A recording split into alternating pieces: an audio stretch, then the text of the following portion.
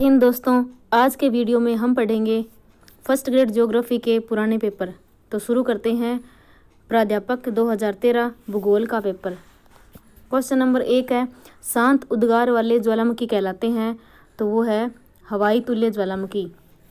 शांत उद्गार वाले ज्वालामुखी जो है हवाई तुल्य ज्वालामुखी कहलाते हैं। फिर उसके बाद है सेकंड नंबर क्वेश्चन है, वायुमंडल के संगठन में ऑक्सीजन, नाइट्रोजन व कार्बन डाइऑक्साइड का प्रतिशत क्रमशः कितना है। तो पहले ऑक्सीजन दिया हुआ है, ध्यान रखेंगे।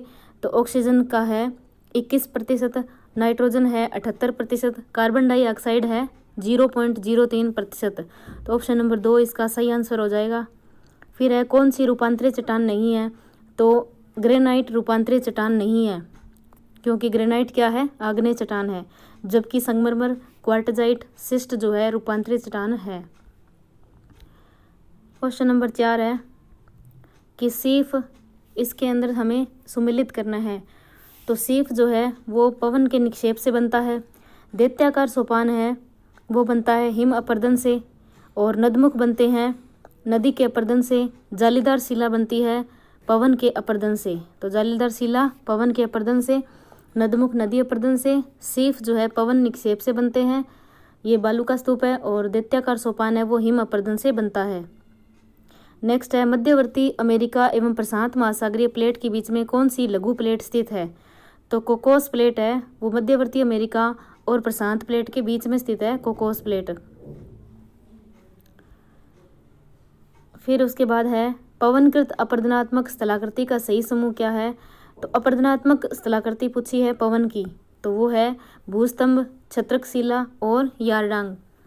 भूस्तंभ जिसको हम डोमोसोल्स भी कहते हैं, और छत्रकशिला है, यारडांग है जो पवन की अपरदनात्मक स्थलाकृतियां हैं। फिर हम बात करते हैं अगला क्वेश्चन, सेंट पाल कटक कहाँ पर स्थित है। तो हिंद महासागर में स्थित है। सेंट पाल कटक है हिंद महासागर में। नेक्स्ट है, सागरीय जल में लवणों का सही घटता क्रम कौन सा है, यानी अवरोही क्रम बताना है सागरीय जल में। तो 3 नंबर ऑप्शन इसका सही है कि सबसे पहले सोडियम क्लोराइड, फिर मैग्नीशियम क्लोराइड, फिर मैग्नीशियम सल्फेट, उसके बाद कैल्शियम सल्फेट। नेक्स्ट है, कौन सी महासागरीय धाराओं में मौसमी उत्क्रमण होता है। तो उत्तरी हिंद महासागर की धाराओं में मौसमी उत्क्रमण होता है। तो किस तरह से होता है, एक बार तो दक्षिणी पश्चिमी मानसून के रूप में जो है ये मौसमी धाराएं चलती है, और एक बार जो है उत्तरी पूर्वी मानसूनी पवनों की दृष्टि से वो चलती है। इस तरह से उनमें मौसमी उत्क्रमण होता है। नेक्स्ट है, ज्वार भाटा की उत्पत्ति से संबंधित गतिक सिद्धांत किसने दिया था। तो लाप्लास ने दिया था। लाप्लास ज्वार भाटा की उत्पत्ति से संबंधित गतिक सिद्धांत देने वाले विद्वान हैं। फिर है, आयन मंडल की किस परत से रेडियो की जो है लघु तरंगें परावर्तित होती है।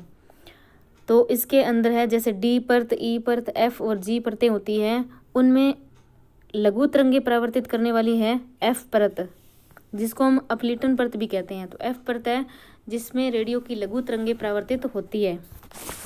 नेक्स्ट क्वेश्चन है कि पौधों, जंतुओं एवं अन्य सूक्ष्म जीवों के अवशेष संबंधित है अवसादी चट्टानों से। अवसादी चट्टानों से होगा। फिर है, किसी वस्तु की सतह पर पहुंचने वाले विकिरण ऊर्जा का जितना भाग परावर्तन होता है उसको हम क्या कहते हैं, उसको धवलता कहते हैं, अर्थात एल्बिडो कहते हैं इसको। धवलता, एल्बिडो, शिवार्थ, परावर्तन, ये सब इसको कहा जाता है, क्योंकि जितना प्रकाश आता है वापस वहीं पर टकराकर, किसी सतह पर टकराकर वापस उधर ही चला जाता है। तो इस तरह से वो परावर्तन होता है। जैसे पृथ्वी का जो है परावर्तन कितना है वायुमंडल का, तो पूरा है एवरेज 35% के करीब है। तो 100% जो लघु तरंगें पृथ्वी पर आती है सूर्य के द्वारा, उसका 35% भाग जो है ऊपर से ही जो है टकराकर वापस चला जाता है, परावर्तन हो जाता है उसका, तो वो 35% है। तो ये क्या कहलाता है, धवलता कहलाता है। नेक्स्ट है, निम्न परमाणुओं में से कौन सा परमाणु पृथ्वी के अभ्यंतर के बारे में सुराग नहीं देता है। तो पृथ्वी की आंतरिक जानकारी देने वाले स्रोतों में सेलों का घनत्व भी है, तापमान है, भूकंप विज्ञान से भी हम पृथ्वी की आंतरिक संरचना को जान सकते हैं, लेकिन ज्वालामुखी क्रिया के गौण स्वरूपों से इसका पता नहीं लगा सकते। नेक्स्ट है, भूपटल तथा अधः स्तर के बीच स्थित असांतत्य है। तो मोह असमानता है। भूप्रपटी और जो अधः स्तर है उसके बीच की जो है परत है उसको हम कहेंगे मोह परत। तो वही है जो जैसे कमर गुल वाली जो ट्रिक है उसके अकॉर्डिंग जो हम बनाते हैं, कोनार्ड असमानता है, मोह असमानता है, तो ये मोह असमानता बताई गई है। रेपेटी होगी, गुटेनबर्ग होगी, इस तरह से। नेक्स्ट है हिमनदीय अपर्दन के द्वारा निर्मित तेज किनारे वाला कूट क्या कहलाता है, तो वो अरेत है। अरेत जिसको हम तीक्ष्ण कटक भी कहते हैं। तो हिमनदी के अपर्दन से बनता है, जो ऐसी आकृति बनती है जिसको हम अरेत या तीक्ष्ण कटक कहते हैं, जो तेज किनारे वाला होता है। फिर उसके बाद बात करते हैं कि जुजेन किसका परिणाम होते हैं, तो जुजेन जो है वो पवन के अपर्दन से बनते हैं। जुजेन जो द्वात की आकृति का जो हम पढ़ते हैं, विद्वात की आकृति का होता है, तो वो पवन के अपर्दन से बनते हैं जुजेन। नेक्स्ट है प्रकाश की तरंगों के सादृश्य चलने वाली भूकंपीय तरंगे कौन सी है, तो एस तरंगे जो है प्रकाश की जो है के अनुसार चलती है। जिस तरह से पी तरंगे जो होती है वो ध्वनि तरंगों के समान चलती है, लेकिन एस तरंगे जो होती है वो प्रकाश तरंगों की तरह चलती है। एस तरंगे जो होती है वो समकोणिक दृष्टि से चलती है, लेकिन जो है लंबात्मक दृष्टि से चलने वाली पी तरंगे होती है। और हम बात करते हैं पी और एस तरंगों की, तो पी और एस तरंगे जो होती है बॉडी वेव्स कहलाती है, या इसको काया तरंग भी कह सकते हैं। परंतु जो एल तरंग है उसको हम धरातलीय तरंग या फिर सरफेस वेव कहते हैं। तो पी और एस तरंगों की वैसे बात किया जाए तो ये पृथ्वी के आंतरिक भाग में सबसे पहले जो है पी तरंग जो है पहले आती है, और इसका भी जो पथ होता है, इसका रास्ता वो अवतल होता है। और इसी तरह एस तरंग भी है, उसका रास्ता भी कैसा होता है, अवतल ही पथ माना जाता है। परंतु जो एल तरंग होती है वो बिल्कुल धरातल के ऊपर चलती है। तो पृथ्वी का धरातल ऊपर से गोल जो होती है, पृथ्वी गोल है तो उसके अकॉर्डिंग हम देखते हैं तो उसका जो पथ होगा वो हमेशा उत्तल होगा। तो एल तरंग का भ्रमण पथ जो होता है वो उत्तल होता है, लेकिन पी और एस का अवतल होता है, ये ध्यान रखेंगे। और जो है एल इस तरह से, जैसे सबसे पहले पी तरंग आती है सबसे ज़्यादा तेज चलने वाली, उसके बाद एस तरंग आती है, उसके बाद तीसरी एल तरंग आती है। इस तरह से तरंगों का क्रम रहता है। और ये अगर तरंगों का पूछा जाए भी कितने प्रकार की तरंगें हैं, तो दो ही प्रकार की मानी जाती है। एक तो होती है बॉडी वेव्स, एक होती है सरफेस वेव। बॉडी वेव्स में पी और एस दोनों होती हैं, और जो अपने करते हैं सरफेस वेव में तो वो एल तरंग है। फिर हम एल तरंग के भी दो पार्ट करते हैं, जिसमें लव तरंगे और रेले तरंगे, इस तरह से करते हैं। और इनके अलावा भी कुछ भूकंपीय तरंगें हैं, जैसे पी स्टार होती है, एस स्टार हो सकती है, पी जी होती है, एस जी होती है, इस तरह से कुछ तरंगें और भी होती है। निम्नलिखित में से कौन सा क्षेत्र विश्व का भूमध्य सागरीय जलवायु प्रदेश नहीं है, तो भूमध्य सागरीय जलवायु जिसको हम कोपेन के आधार पर CS प्रकार की जलवायु पढ़ते हैं, उसको CSA भी कह सकते हैं, CS भी कह सकते हैं। एस का मतलब है समर ड्राई, अर्थात इसमें गर्मी में तो शुष्क रहेगा और सर्दी में इसमें बारिश होगी। तो इस तरह से भूमध्य सागरीय वर्षा हमारे यहाँ पर होती भी है। उत्तरी पश्चिमी भारत में शीतकालीन जब मावठ आती है तो वो शीतकालीन वर्षा होती है, तो वही क्या होती है, भूमध्य सागरीय वर्षा होती है, तो वो CS प्रकार की जलवायु की होती है। तो ये भूमध्य सागरीय जलवायु प्रदेश नहीं है, इसमें ये पूछा हुआ है। तो मध्य चिली जो है वो भूमध्य सागरीय जलवायु के अंतर्गत आता है। दक्षिणी अफ्रीका का दक्षिणी भाग भी होगा, और इसमें कैलिफोर्निया राज्य भी आएगा, परंतु इसमें पूर्वी यूरोप शामिल नहीं है। तो इसको याद रखने के लिए हमें ध्यान रखना है हमेशा कि जो 7 महाद्वीप है उनमें से 6 महाद्वीप के अंदर ये हर महाद्वीप के पश्चिमी तट पर ये पाई जाती है। पहली तो बात है 30 से लेकर 45 डिग्री अक्षांशों के बीच में पाई जाएगी, और हमेशा हर महाद्वीप के पश्चिम में ही होगी। परंतु एक ऑस्ट्रेलिया ही है जिसके दक्षिणी पश्चिमी के साथ साथ ही थोड़ा दक्षिण पूर्व की तरफ भी ये थोड़ी बहुत पाई जाती है। CS प्रकार की यानी कि भूमध्य सागरीय प्रकार की जलवायु पाई जाती है। तो इस तरह से ये 30 से 45 डिग्री अक्षांशों के उत्तरी और दक्षिणी अक्षांशों दोनों के बीच में ये पाई जाती है। तो ये पूर्वी यूरोप लिखा हुआ है, इसलिए ये इसका नहीं होगा, क्योंकि पूर्वी हिस्से में तो है ही नहीं है। फिर है नेक्स्ट है रासायनिक संगठन के आधार पर वायुमंडल को 2 वृहत मंडलों में विभाजित किया गया है, तो वो कौन सा है, तो रासायनिक दृष्टि से देखें तो सममंडल और विषममंडल है, जिसको हम होमोस्फेयर या हेट्रोस्फेयर भी कहते हैं। फिर है भारतीय मानक देशांतर भारत के कितने राज्यों से गुजरती है, तो भारतीय मानक देशांतर भारत के 5 राज्यों से गुजरती है। तो कौन से 5 राज्य होंगे, वो यूपी, MP, AP, छत्तीसगढ़ और उड़ीसा है। यूपी, MP, AP और छत्तीसगढ़ और उड़ीसा है 5 राज्य। फिर तराई के दक्षिण में प्राचीन तलछट से निर्मित मेखला क्या कहलाती है, तो वो बंगर कहलाती है, बंगर या बंगर कहलाती है। तो जो है तराई के दक्षिण की बात हो रही है तो ये बांगर होगी। परंतु बाबर जो है वो कौन सा है, तो वो जैसे शिवालिक है हिमालय के दक्षिण में जो श्रृंखला है शिवालिक पर्वत श्रृंखला, उसके पैरों में जो बड़े बड़े कंकड़ पत्थर है जिसको हम बोल्डर्स कहते हैं, उनके बीच में से जो है जो नदी जो पानी प्रपात से निकल कर आती है तो वो गुम्फित हो जाती है, गुम जाती है एक तरीके से। तो वो गुम्फित नदी जो है वो उसमें होगी बाबर वाले प्रदेश में। परंतु जब नदी उस पत्थरों से बाहर निकलती है, गुम होके नीचे से वापस पत्थरों के नीचे से बाहर की तरफ निकलती है, तो जहाँ वो निकलती है तो वो एकदम कीचड़ जैसा पदार्थ, एकदम बिल्कुल पंख जैसा पदार्थ वो बन जाता है वहाँ पर। तो वहाँ पर जो है तराई प्रदेश वो कहलाता है। जब वो पत्थरों से बोल्डर से बाहर निकलती है तो वो बाहर निकलते ही जो आगे वाला प्रदेश होगा वो वाली पट्टी तराई मैदान कहलाता है। और तराई मैदान में हाथी घास, कांस घास, इस तरह से लंबी लंबी घासें पाई जाती है और बहुत सारे जीव जंतुओं की वो शरण स्थली बन जाता है। फिर उसके बाद आता है बांगर और उसके बाद आता है खादर। तो बांगर और खादर में तो यही अंतर है कि बांगर जो है वो पुरानी जलोढ़ मिट्टी का मैदान है और बाढ़ का जो पुराना मैदान है वो है। और उसके अलावा जो नया, जैसे नदियाँ नया नया मैदान बनाती है अपने हर साल नई नई मिट्टी बिछा के, तो वो जो मैदान बनेगा वो खादर होगा। तो ये पुराना है। पुराना कैसे होगा, तो पुराना वो होगा जैसे कहीं पर ऊंचा क्षेत्र है तो वहाँ पर बाढ़ का पानी पहुँच नहीं पाता है, हर बार तो पहुंच नहीं पाता, इसलिए वहाँ पर जो मिट्टी है वो बहुत पुरानी हो गई है, तो वो क्या कहलाती है, बांगर कहलाती है। फिर बात करते हैं नेक्स्ट, गारो खासी जयंतिया पहाड़ियाँ किसका बाग है, तो ये दक्कन के पठार का बाग है।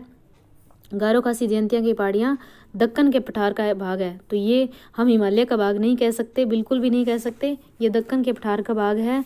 और ये हमें पता है कि राजमहल गारो गैप के द्वारा जो है ये छोटा नागपुर पठार से अलग हुआ है, ये क्षेत्र मेघालय के अंदर पड़ता है। और ये जो है कीपाकार पहाड़ियाँ हैं, इसलिए खासी पहाड़ी के अंदर वो चेरापूंजी और वो जो हम पढ़ते हैं मासिन राम, विश्व के सर्वाधिक वर्षा वाले स्थान भी यहीं पर है। फिर है भारत में कौन से संवर्ग की मृदाएं सर्वाधिक क्षेत्रफल पर पाई जाती है, तो भारत में और राजस्थान में दोनों में अलग अलग है, ये भी ध्यान रखेंगे। तो भारत में कौन से संवर्ग की मिट्टी जो है सर्वाधिक क्षेत्रफल पर पाई जाती है, वो इनसेप्टिसोल्स है। इनसेप्टिसोल्स जो है भारत में सर्वाधिक संवर्ग पर पाई जाती है। परंतु जब हम उसकी बात, ये इनसेप्टिसोल्स की राजस्थान में बात की जाए तो ये अरावली क्षेत्र में पाई जाएगी। फिर है जनसंख्या के घनत्व 2011 के आधार पर घटते क्रम के राज्य है। तो जनसंख्या के घनत्व के घटते क्रम में राज्य कौन से है, तो घनत्व सबसे ज़्यादा है बिहार का, 1102 व्यक्ति है, तो हमें पता भी है बिहार है। उसके बाद है पश्चिमी बंगाल है, फिर उससे कम है केरल का और उससे कम है यूपी का। जनसंख्या घनत्व की बात हो रही है, बिहार, पश्चिम बंगाल, केरल और यूपी है, यानी अवरोही क्रम हुआ। नेक्स्ट है भारत में 2001 से 11 के बीच में महिला जनसंख्या 10 की वृद्धि दर कितनी रही है, तो महिला जनसंख्या 10 की वृद्धि दर पूछी है कितनी है भारत में, तो 18.12% है, 18.12% है। नेक्स्ट है कौन सा दर्रा कुल्लू को लाहौल और स्पीति घाटी से जोड़ता है, तो कुल्लू को लाहौल और स्पीति घाटी से जोड़ता है वो है रोहतांग दर्रा। तो कुल्लू को लाहौल और स्पीति से जोड़ने वाला रोहतांग दर्रा है, ये कहाँ पर है, हिमाचल प्रदेश में है। हिमाचल प्रदेश जो है उसके पश्चिमी किनारे पर है, मान लीजिए भी पंजाब की तरफ ये निकाला गया है। तो इस दर्रों को देखने के लिए आप इस प्लेलिस्ट में जाके इसका अलग से वीडियो देख सकते हैं जिसमें दर्रे अलग से करवाए गए हैं। तो रोहतांग दर्रा है हिमाचल प्रदेश में, जैसे एक पूर्वी तरफ से निकला है, एक सिपकिला दर्रा है, एक इसके पश्चिमी से निकाला गया वो रोहतांग दर्रा है, ऊपर की तरफ अलग है। तो इस तरह से, जबकि नीतिला तो उत्तराखंड के अंदर है, बोमडिला जो अरुणाचल प्रदेश में है, इस तरह से। फिर है नेक्स्ट है कौन सा एक सुमेलित नहीं है, तो इसमें राउरकेला उड़ीसा में है, बिल्कुल सही है, लो इस्पात का केंद्र है राउरकेला उड़ीसा में, बर्नपुर पश्चिम बंगाल में ही है, विजयनगर कर्नाटक में है, और डोलवी जो है ये गलत है, झारखंड में नहीं है, ये छत्तीसगढ़ में होना चाहिए। तो समुद्र की तरफ भारत की क्षेत्रीय सीमा का विस्तार है कितना है, तो 21.9 किलोमीटर है। वैसे तो नॉटिकल मील में अगर पूछा जाता तो हम 12 समुद्री मील या 12 नॉटिकल मील करते, परंतु अब ये क्षेत्रीय सीमा का विस्तार किलोमीटर में दिया हुआ है तो 21.9 किलोमीटर करना पड़ेगा। एक नॉटिकल मील में 1.8 किलोमीटर होते हैं, एक नॉटिकल मील में 1.8 किलोमीटर होते हैं। नेक्स्ट है वर्ष 2011-12 में भारत में कौन सा राज्य मक्का के अंतर्गत सर्वाधिक क्षेत्र रखता है, तो कर्नाटक जो है मक्का के अंतर्गत सर्वाधिक 2011-12 की, ये पुराना क्वेश्चन हुआ, ये नहीं करना हमें।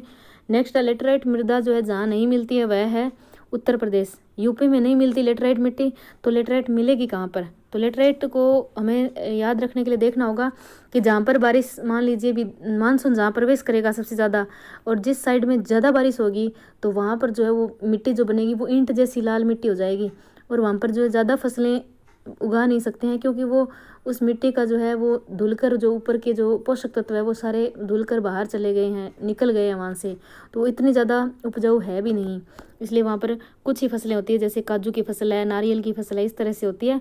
तो लेटराइट मिट्टी जो है कर्नाटक में मिलती है, क्योंकि हम पता है हमें कि पश्चिमी घाट सह्याद्री वगैरह है, तो उनमें से सबसे पहले हमें पता है वहाँ पर जो मानसून है वो प्रवेश करता है, तो वहाँ पर तो होगी। कर्नाटक में है, तमिलनाडु में भी है, क्योंकि लौटते हुए मानसून से तमिलनाडु में खूब वर्षा होती है, तो लेटराइट मिट्टी वहाँ भी मिलेगी, मध्य प्रदेश में भी मिलेगी। तो इस तरह से, क्योंकि वो अरब सागर की और बंगाल की खाड़ी की शाखा भी ऊपर की तरफ मिलती है, तो वहाँ पर भी तो बारिश हो जाती है। लेकिन यूपी के अंदर बिल्कुल भी लेटराइट मिट्टी नहीं मिलती है, थोड़ी बहुत हो सकती है लेकिन वैसे नहीं है। भारत की जलवायु मोटे तौर पर कौन सी है? तो उष्णकटिबंधीय मानसूनी है। भारत की जलवायु उष्णकटिबंधीय मानसूनी जलवायु है। फिर है सागवान निम्नलिखित भारतीय वनों में से किस वन की अहम किस्म है? तो सागवान के वन है वो पत्ते झड़ने वाला वन है, यानी कि आर्द्र पर्णपाती वन है। इसमें भी पत्ते झड़ने वाले, सूखे पत्ते झड़ने वाले या फिर आर्द्र वाले हैं, तो आर्द्र पर्णपाती वन का उदाहरण है सागवान वन। उसके बाद है नेक्स्ट, 2011 में भारत के निम्नतम व अधिकतम लिंगानुपात व राज्य का क्रम बताना है। तो निम्नतम लिंगानुपात जो है वो तो हरियाणा में लड़कियां कम, जबकि अधिकतम लिंगानुपात की बात करें तो केरल के अंदर है। नेक्स्ट है, इसमें भी हमें क्या करना है, सम्मिलित करना है। तो बालाघाट है वो किससे संबंधित है? बालाघाट है वो है मैग्नीज से संबंधित है। बालाघाट मैग्नीज से संबंधित है। बेलारी जो है वो लोएस्क से संबंधित है। कटनी है, कटनी किसके लिए प्रसिद्ध है? कटनी है बॉक्साइट के लिए, और सिंगरेनी है कोयला के लिए। सिंगरेनी और सिंगरौली दोनों अलग अलग है, तो ध्यान रखेंगे। सिंगरेनी है वो कोयले के लिए प्रसिद्ध है, कटनी जो है वो बॉक्साइट के लिए है, बेलारी है वो मैग्नीज के लिए, बालाघाट है मैग्नीज के लिए, और बेलारी जो है वो लोएस्क के लिए प्रसिद्ध है। फिर है आगे वाला डिलीट हो गया था क्वेश्चन। फिर है एल नीनो के कारण भारतीय मानसून में संभावित होता है विलंब और शिथिलन। तो विलंब और शिथिलन हो जाता है एल नीनो की वजह से, और क्योंकि हमारे लिए एल नीनो अच्छा नहीं है, भारतीय मानसून के लिए ला नीनो अच्छा है। फिर है परिभाषा दी हुई है, मानव भूगोल अस्थिर पृथ्वी और क्रियाशील मानव के बीच परिवर्तनशील संबंधों का अध्ययन है। अस्थिर पृथ्वी और क्रियाशील मानव के बीच परिवर्तनशील संबंधों का अध्ययन है, ये है एलन चर्चिल सैंपुल की परिभाषा है। तो ये चंचल मानव और अस्थिर पृथ्वी, इस तरह की परिभाषा सैंपुल की होती है। अफ्रीका का सर्वाधिक जनसंख्या वाला देश है नाइजीरिया। नाइजीरिया अफ्रीका का सबसे ज़्यादा जनसंख्या वाला देश है। इसमें भी नाइजर भी अलग है, नाइजीरिया अलग है, तो नाइजीरिया ध्यान रखेंगे। कौन सा एक मानव विकास सूचकांक के मापन का अंग नहीं है? तो मानव विकास HDI का जो सूचकांक मापन करते हैं तो उसमें शिक्षा देखते हैं, स्वास्थ्य भी देखा जाता है, संसाधनों तक पहुंच की भी बात होती है उसमें, लेकिन कभी भी लिंगानुपात की बात नहीं होती, क्योंकि लिंगानुपात की बात तो हम जनसंख्या वगैरह में करते हैं। शिक्षा, स्वास्थ्य और संसाधनों तक पहुँच होती है।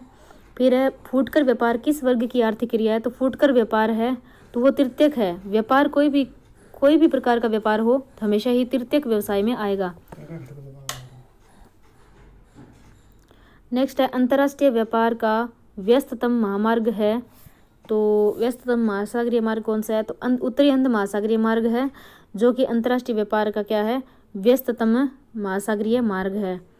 फिर है किसने कहा था कि भूगोल मानव पारिस्थितिकी है? तो H.H. बेरोज ने कहा था। नेक्स्ट है यदि मापक 4.2 सेंटीमीटर बराबर 21 किलोमीटर है तो उसकी प्रदर्शक बीन कितनी होगी? तो प्रदर्शक बीन होगी 1:5 लाख है। फिर है किस संख्या की वितरण में माध्य माध्यिका और बहुलक का समान मूल्य है? तो जो सामान्य वक्र होता है जिसमें तीनों का मान बराबर होता है वो सामान्य वक्र होता है। मध्य माध्यिका और बहुलक का समान मूल्य होता है वो सामान्य वक्र में होता है। फिर है एक एजीमुथल जिसको हम कहते हैं द्विंगसी या शुद्ध दिशा प्रक्षेप का गुण सही प्रदर्शित करता है तो वो दिशाएं ही प्रदर्शित करेगा। मानचित्र RF 1:60 जा रहा है तो 1 सेंटीमीटर कितना प्रदर्शित करेगा? तो 1 सेंटीमीटर 600 मीटर को प्रदर्शित करेगा, क्योंकि 1 मीटर में 100 सेंटीमीटर होता है, तो 600 मीटर को 100 से गुणा करने पर 60,000 आ जाएगा। प्रसरण का मान होता है प्रसरण का मान होता है परमाप विचलन का वर्ग। तो प्रसरण का मान होता है परमाप विचलन का वर्ग होता है। नेक्स्ट है प्रक्षेप निम्नलिखित में से किस में 90 डिग्री उत्तरी अक्षांश शुद्ध रूप से प्रदर्शित किया जाता है। तो बौन प्रक्षेप है उसमें 90 डिग्री उत्तरी अक्षांश शुद्ध रूप से प्रदर्शित किया जाता है। तो ये बौन प्रक्षेप वैसे समक्षेत्र प्रक्षेप भी है और भारत में इसका बौन प्रक्षेप का काफ़ी उपयोग होता है। इसमें 90 डिग्री उत्तरी अक्षांश को जो है शुद्ध रूप से प्रदर्शित कर सकते हैं। फिर है नेक्स्ट है एक श्रृंखला में अंतिम संचयी आवृत्ति जिसके बराबर होती है वह है सिग्मा एफ के बराबर होती है। सिग्मा एफ के बराबर यदि पृथ्वी की परिभ्रमण गति जो है 2 गुनी हो जाए, यानी पृथ्वी की घूर्णन गति जिसको कह रहे हैं वो 2 गुनी हो जाए तो अगला प्रत्यक्ष ज्वार आने में कितनी देरी हो जाएगी। तो देरी होगी 26 मिनट की देरी होगी।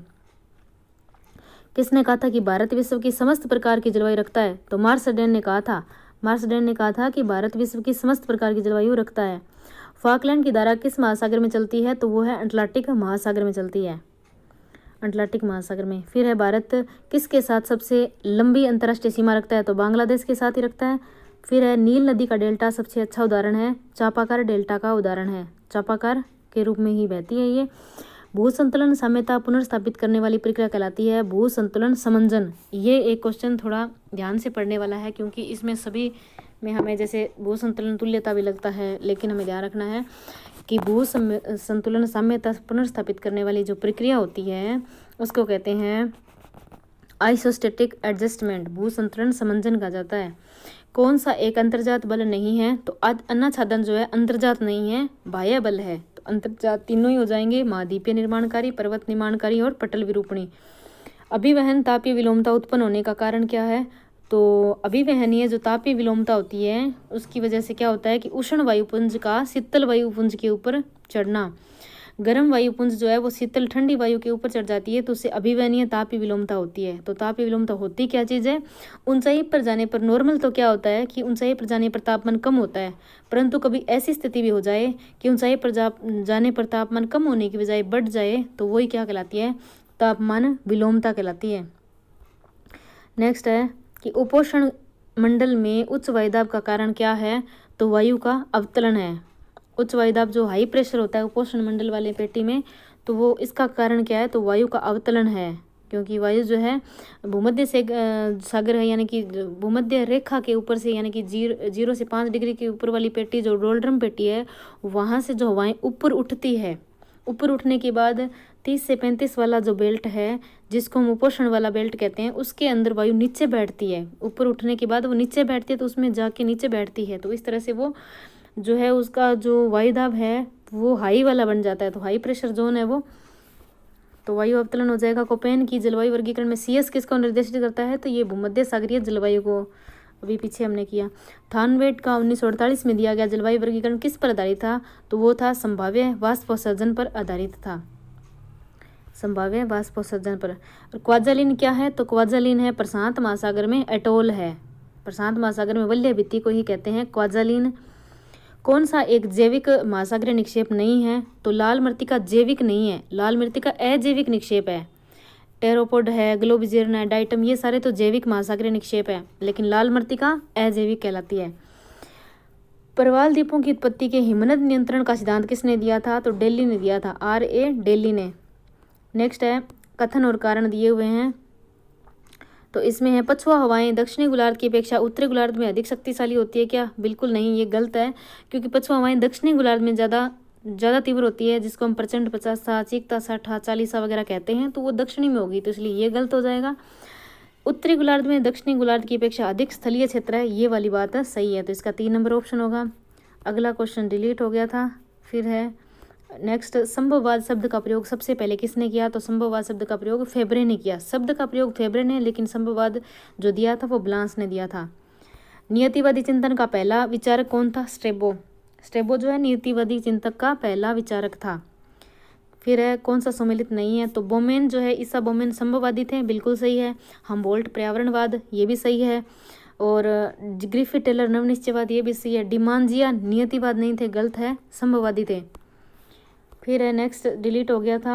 फिर है 71 है, मानव की प्रजातियों के वितरण में जोन और स्ट्राटा थ्योरी किसने दी थी? जोन एंड स्ट्राटा सिद्धांत दिया था ग्रिफिथ टेलर ने, संस्तर सिद्धांत वाला। जनसंख्या स्थानांतरण का कौन सा एक आर्थिक कारण नहीं है? ये भी क्वेश्चन डिलीट हो गया था। फिर है, कौन सा एक क्षेत्र मंगोलाइड प्रजाति का है? तो प्रशांत महासागरीय द्वीप जो है मंगोलाइड प्रजाति का है। मंगोलाइड प्रजाति का जो है क्षेत्र, उनमें से प्रशांत महासागरीय द्वीप जो है वो मंगोलाइड प्रजाति का है, ध्यान रखेंगे, मंगोलाइड प्रजाति का है। फिर यूरोप के शंकुआकार वन क्या कहलाते हैं? तो टेगा कहलाते हैं। यूरोप के शंकुआकार वन होते हैं, टेगा कहलाते हैं। फिर जो कृषि प्रदेश विटलेसी ने अलग से वर्गीकृत नहीं किया था वह है शुष्क कृषि प्रदेश। कभी भी विटलेसी ने शुष्क कृषि प्रदेश दिया ही नहीं, तो ये इसका गलत हो जाएगा। फिर है चलवासी पशुचारण प्रदेश बताया, भूमध्य सागरीय कृषि बताया, विशिष्ट बागवानी कृषि प्रदेश भी बताए थे। नेक्स्ट है, जापान विश्व का अग्रणी औद्योगिक राष्ट्र बन गया क्योंकि उसके पास क्या है? उच्च तकनीकी क्षमता है, उसके पास टेक्नोलॉजी अच्छी है। कौन सा सम्मिलित नहीं है? तो न्यू इंग्लैंड औद्योगिक प्रदेश है संयुक्त राज्य अमेरिका में। वैसे तो हम इंग्लैंड को पढ़ते हैं ब्रिटेन में, यानी कि यूरोप महाद्वीप में, परंतु न्यू इंग्लैंड जब आए तो हमें ध्यान रखना है वो अमेरिका में है। फिर है इसमें यॉर्कशायर औद्योगिक प्रदेश है वो ग्रेट ब्रिटेन में है, बिल्कुल सही है। नगोया औद्योगिक प्रदेश जापान में है। राइन वाला जो है वो फ्रांस में नहीं है, जर्मनी में है। फिर सुमेलित करना है, जो कि कमाटा चिल्ली के अंदर है, वो किससे प्रसिद्ध है? तांबे के लिए प्रसिद्ध है। किरकुक वाले हैं, किरकुक की जो खान है वो प्रसिद्ध है खनिज तेल के लिए। नसूता जो है वो है मैग्नीज के लिए। इटाबीरा जो है लोह अयस्क के लिए प्रसिद्ध है। ब्राज़ील के अंदर इटाबीरा पहाड़ी है जो लोह अयस्क के लिए प्रसिद्ध है। फिर सुमेलित करना है, पिट्सबर्ग लोह इस्पात के लिए प्रसिद्ध है। इसके अंदर है लोह इस्पात के लिए पिट्सबर्ग है। डेट्राइट है वो मोटर गाड़ियों के लिए है। हैम्बर्ग जर्मनी के अंदर है वैसे तो हैम्बर्ग है वो पोत निर्माण से संबंधित है। ओसाका जो है वस्त्र उद्योग के लिए प्रसिद्ध है। नेक्स्ट है, कौन सा एक विश्व का कृषि प्रदेश नहीं है? तो विश्व का कृषि प्रदेश सिंचित सघन कृषि प्रदेश है ही नहीं, बल्कि सघन निर्वाह कृषि प्रदेश है, बागायती कृषि प्रदेश भी है, व्यापारिक अनुत्पादक कृषि प्रदेश भी है। नेक्स्ट है, भूगोल एक संश्लेषण विज्ञान है। यह परिभाषित किसने किया था? पीटर हेगेट ने कहा था कि भूगोल एक संश्लेषण विज्ञान है। कार्ल सावर ने भूगोल की किस शाखा में अपना महत्वपूर्ण योगदान दिया था? तो सांस्कृतिक भूगोल में, सांस्कृतिक भूगोल में। कोसमोस कितने खंडों में प्रकाशित हुआ था? तो 5 खंडों में। हमबोल्ट की पुस्तक है कोसमोस, 5 खंडों में। ब्लैक कंट्री के नाम से विख्यात औद्योगिक प्रदेश है मिडलैंड, यूके में है मिडलैंड, जो ब्लैक कंट्री के नाम से प्रसिद्ध है। उच्चता व जलवायु में अंतर संबंध स्थापित किया गया था तो है हमबोल्ट। हमबोल्ट ने उच्चता और जलवायु में अंतर संबंध स्थापित किया था। नेक्स्ट है, एंथ्रोपोजोग्राफी पुस्तक लिखी थी रेटजेल ने लिखी थी। बर्टन का भूगोल में नई प्रवृत्ति के विकास में महत्वपूर्ण योगदान दिया था तो मात्रात्मक भूगोल बर्टन ने दिया था। आई.जे. बर्टन ने मात्रात्मक भूगोल दिया था। नेक्स्ट है, वर्त को सर्वप्रथम किसने 360 डिग्री में विभक्त किया था? तो हिपार्कस ने वर्त को सबसे पहले 360 डिग्री में बांटा था। फिर है, राज्य भूमि से जुड़ी हुई एक जैविक इकाई, यह विचार किस विद्वान का है? तो वो रेटजेल की है। वैसे भी राज्य को जीव मानने वाला विद्वान रेटजेल ही है, तो ये उसी की परिभाषा होगी। भूदृश्य आकारिकी की संकल्पना किसने दी थी? तो कार्ल सावर ने दी थी। लैंडस्केप मोर्फोलॉजी की बात जब भी आती है कार्ल सावर की होती है। फिर है, कौन सा सम्मिलित नहीं है? तो पार्थिव एकता की संकल्पना विडाल डी लावलांस ने दी थी, सही है। ट्रीटीज ऑफ दी हेवन है अरस्तु की पुस्तक है, ये भी सही है। सांस्कृतिक भूगोल कार्ल सावर की है, लेकिन नेचर ऑफ ज्योग्राफी हार्टशॉन की है, हटिंगटन की नहीं है। बाब बोल्डर्स किस युग से संबंधित है? तो यह पर्मियन कार्बोनिफेरस युग से संबंधित है। किससे संबंधित है? पर्मियन कार्बोनिफेरस युग से संबंधित है। नेक्स्ट है, सम्मिलित करना है, तो अचलगढ़ जो है 1380 मीटर है। नागपाड़ अजमेर का 867 मीटर है। खो 920 मीटर है। जयगढ़ 648 मीटर चोटी है। वर्टिसोस राजस्थान के कौन से जिलों में पाई जाती है? तो झालावाड़ और बारां में पाई जाती है, झालावाड़ और बारां में। अक्कलवुड फॉसिल पार्क किस जिले में स्थित है? तो वो है जैसलमेर के अंदर। निम्नलिखित में से कौन सा जिला राजस्थान में मैग्नीज उत्पादक है? तो बांसवाड़ा मैग्नीज उत्पादक है। फिर है, नेक्स्ट है, कौन सा सम्मिलित नहीं है? तो भोपाल सागर चीनी मिल है, सही है। लाखेरी सीमेंट से संबंधित है, ये भी सही है। डाकन कोटड़ा सराख फास्फेट से संबंधित है, ये भी सही है। जयपुर मेटल्स जो है ये बिजली के तार नहीं बिजली के मीटर बनाता है, तो ये गलत हो जाएगा। अरावली और विंध्यन के मिलन स्थल का भ्रंश क्या कहलाता है, तो वो है महान सीमा भ्रंश। अरावली और विंध्यन के मिलन स्थल का भ्रंश जो है महान सीमा भ्रंश कहलाता है। तो ये फिर है नेक्स्ट, राज्य का पहला स्पाइस पार्क कहाँ पर स्थित है, तो वो है जोधपुर में। जोधपुर में राजस्थान का राज्य का पहला स्पाइस पार्क है।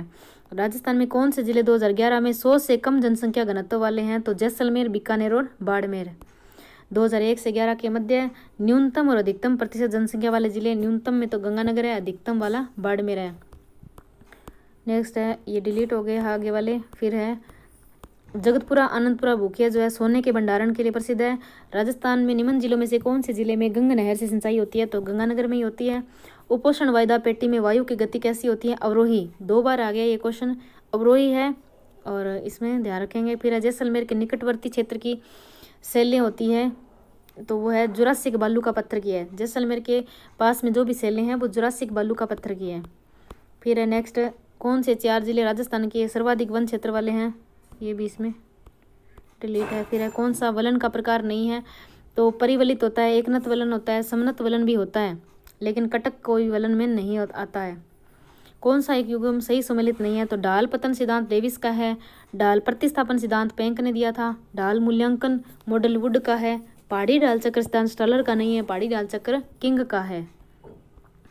नेक्स्ट है, भारत में कौन से विश्वविद्यालय का भूगोल विभाग कृषि भूगोल में विशिष्ट है, तो वह है अलीगढ़ मुस्लिम विश्वविद्यालय। अलीगढ़ जो है भूगोल विभाग कृषि भूगोल में विशिष्ट है, अलीगढ़ मुस्लिम विश्वविद्यालय।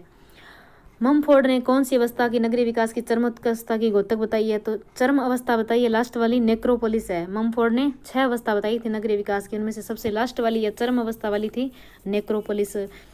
वेबर के सिद्धांत में संयंत्र स्थिति के लिए किसकी लागत को सबसे अधिक शक्तिशाली माना था, तो उसने परिवहन लागत को, वेबर ने परिवहन लागत को सबसे ज्यादा शक्तिशाली बताया था।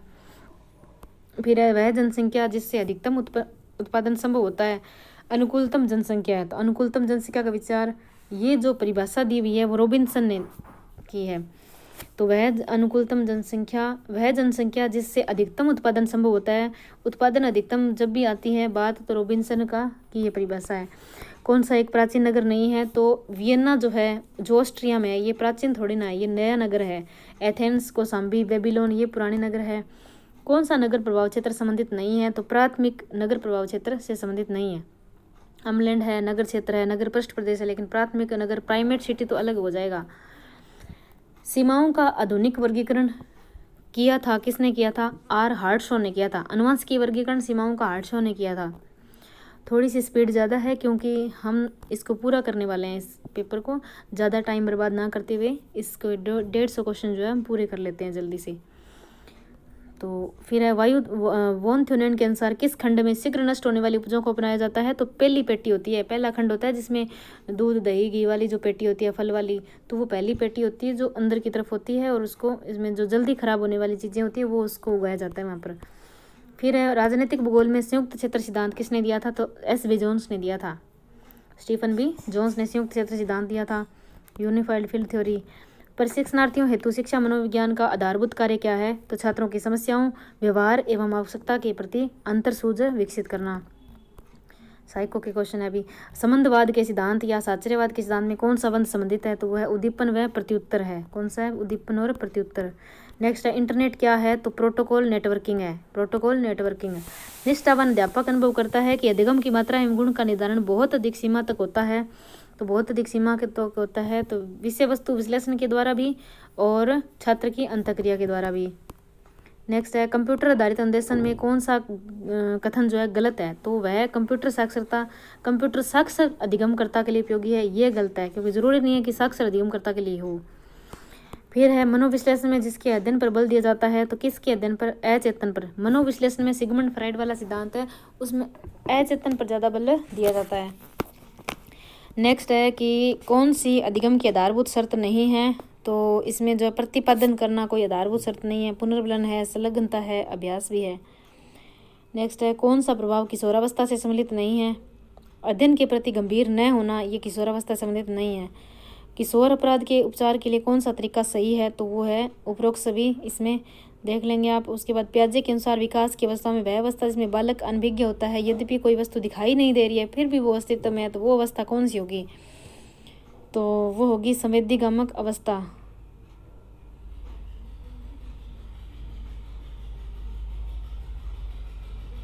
इसका आंसर ठीक नहीं लग रहा कि बालक अनभिज्ञ होता है कि अच्छा अनभिज्ञ होता है। हाँ ठीक है, ये बात सही है कि बालक को पता नहीं होता है कि यद्यपि कोई वस्तु जो दिखाई नहीं दे रही है वो भी अस्तित्व में हो सकती है, कि इस बात से अनजान होता है, तो ये तो संवेदीगामक अवस्था में होता है। फिर है कौन सा अवसर किशोरों की आवश्यकता है, तो जिसमें वाद विवाद है, चर्चा है, तर्क है, ये सभी है।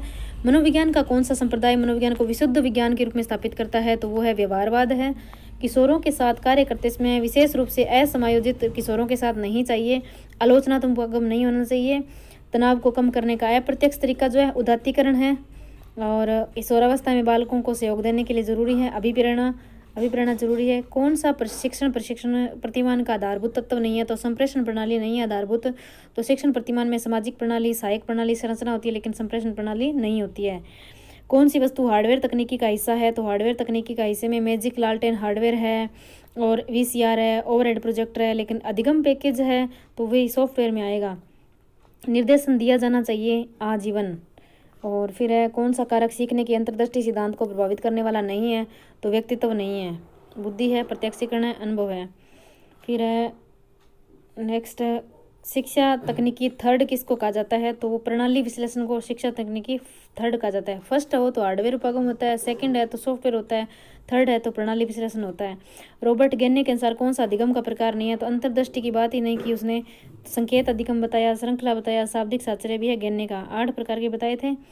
फिर है शिक्षा मनोविज्ञान का केंद्र है बालक है खुद, एक आंतरिक मानसिक दशा जो किसी व्यवहार को आरंभ करने बनाए रखने को प्रवृत्त करती है, वो क्या कहलाती है, तो अभिप्रेरणा कहलाती है। नेक्स्ट है किस अवस्था में स्व सम्मान की भावना सबसे अधिक पाई जाती है, तो किशोरा में होती है, सेल्फ रिस्पेक्ट सबसे ज़्यादा किशोरावस्था में। फिर है निर्मितवाद के अनुसार कौन सा कथन गलत है, तो ज्ञान के हस्तांतरण का उत्तरदायित्व तो शिक्षक का है, ये बात गलत है। छात्रों की निष्पत्ति निर्भर करती है स्व प्रत्यय पर, बुद्धि पर, अभिरुचि पर और अभिप्रेरणा पर, इसमें जाति लिंग ये सब नहीं होगा। मानसिक स्वास्थ्य के संपर्क की पूर्ण जानकारी एक शिक्षक को योग्य बनाती है विद्यार्थियों के अवांछित व्यवहार में गहन सूझ विकसित करने में। सहयोगी शिक्षण प्रतिमान की एक महत्वपूर्ण भूमिका होती है, इसमें जो है समूह आकार महत्वपूर्ण नहीं है, कठिन ग्रेडिंग से मुक्त नहीं, इसमें किशोर विद्यार्थी जो अंतःक्रिया के द्वारा पारस्परिक कार्य करते हैं, ये उत्तर सही होगा। फिर है लास्ट क्वेश्चन इसमें इस पेपर का, शिक्षक के समायोजन की प्राथमिक जिम्मेदारी होती है किसकी होती है, तो स्वयं शिक्षक की होती है। टीचर के एडजस्टमेंट की प्राथमिक जिम्मेदारी खुद टीचर की ही होती है। तो ये 2013 का हमने पेपर पढ़ लिया फर्स्ट ग्रेड ज्योग्राफी का। अभी अगले वीडियो में हम इसका 2015 का जो पेपर है वो पढ़ लेंगे। तो जो भी इस वीडियो को देखें इसको कमेंट ज़रूर करें, और थैंक यू। जय हिंद, जय भारत।